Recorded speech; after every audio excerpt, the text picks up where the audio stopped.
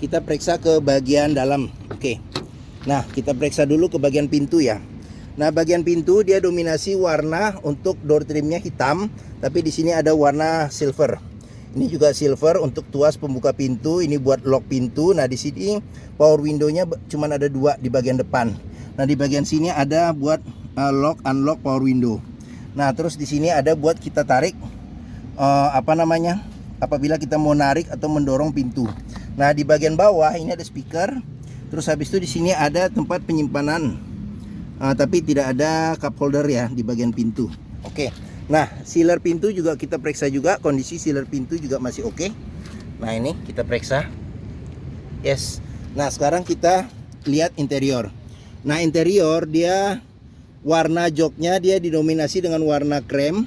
Bukan dominasi sih, memang warnanya krem. Seperti itu. Oke. Nah, dia modelnya tidak ada senderan kepala. Dia senderannya menyatu, senderan kepala menyatu dengan jok. Seperti itu. Nah, dia joknya itu bisa reclining dan dia bisa maju mundur juga. Oke. Nah, terus kita ke bagian sini. Ini seat belt 3 titik. Dia modelnya tidak bisa di-adjust naik turunnya, sama seperti yang di bagian penumpang depan. Oke. Nah, terus di bagian sini ini ada buat bukaan bagasi. Di sini ada buat bukaan bagasi, terus habis itu di sini ada buat bukaan ini tangki bensin. Oke. Nah, terus di bagian sini ada buat bukaan kap mesin. Nah, kita juga bisa periksa nih di kolong. Pastikan bahwa di kolong dashboard ini aman, tidak ada karat, untuk memastikan mobil bebas banjir. Nah, terus habis itu pedal juga kita perhatikan, karena kehausan pedal berbanding lurus dengan kilometer atau pemakaian mobil.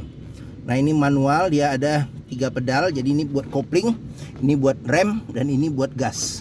Nah, sekarang kita ke bagian bawah. Bawah juga kita perhatikan juga. Pastikan bahwa di bagian bawah itu aman, tidak ada karat atau sisa-sisa lumpur yang melekat, untuk memastikan mobil bebas banjir. Oke. Nah, kolong kita sudah ngolong, kita periksa. Nah, sekarang kita coba masuk ke dalam. Nah, ini bagian dalam dia cluster speedometer. Cluster speedometernya juga simple, masih sederhana. Oke, sekarang kita coba nyalakan mobil. Karena ini manual, kita cek posisi netral. Sekarang kita coba nyalakan mobil ya. Oke. Nah, pada saat kita nyalakan mobil, pastikan bahwa nyalanya itu jreng. Karena kalau dia nyala tersendat, berarti ada permasalahannya bisa jadi di aki atau di dinamo starter. Nah, terus sekarang di cluster speedometer kita periksa. Di sini ada pengaturan buat bukan pengaturan. Jadi di sini ada indikator buat RPM. Terus habis itu ini indikator buat kecepatan dalam kilometer per jam. Terus habis itu di sini ada indikator buat BBM ya, isi tangki BBM. Jadi ini ada panah di atas yang menunjukkan bahwa dia pengisiannya di sebelah kiri. Nah, ini menunjukkan kilometernya di 118.000. Oke. Nah, terus habis itu ini juga ada indikator shift. Shift ini indikatornya ini jika sudah waktunya ganti gigi, dia akan timbul panah ke atas. Jadi waktunya untuk ganti gigi ya. Nah, terus habis itu di sini juga ada tombol buat ngeriset ininya, tripnya ya. Oke. Nah, terus di bagian setir sendiri di sebelah kanan ini ada pengaturan buat ini lampu sen. Udah, lampu sama lampu sen ya. Terus habis itu di sini ada pengaturan buat ini air wiper sama wiper depan dan belakang nggak ada, udah di depan aja. Oke. Nah, terus habis itu ini ada lambang Suzuki-nya, ini ada warna silver. Nah, ini kulit jeruknya juga masih oke. Kulit jeruknya masih oke. Nah, terus habis itu di bagian sini ada kisi-kisi AC, ada 2. Terus habis itu di sini ada radio, dia sudah double din ya, tapi dia belum ada ini. Belum ada TV ya, jadi ini bisa MP3, terus CD, terus habis itu radio FM AM. Nah, terus di sini ada lampu hazard, terus habis itu di sini ada pengaturan AC, ini buat kecepatan AC dan ini buat suhu AC. Terus kita ke bawah ada kantong penyimpanan terbuka. Terus di sini ada kantong penyimpanan juga terbuka. Nah, di sini ada 2 cup holder. Nah, di sini tuas kecepatannya dia 5 speed ya, plus mundur. Nah, terus di bagian sini ada buat taruh-taruh koin. Ini bisa taruh-taruh koin di sini. Nah, terus di sini ada tuas rem tangan, terus di sini ada kunci buat seat belt ya. Nah di sini juga bisa kita periksa nih kalau ada karat atau sisa lumpur, berarti ada indikasi mobil terkena banjir.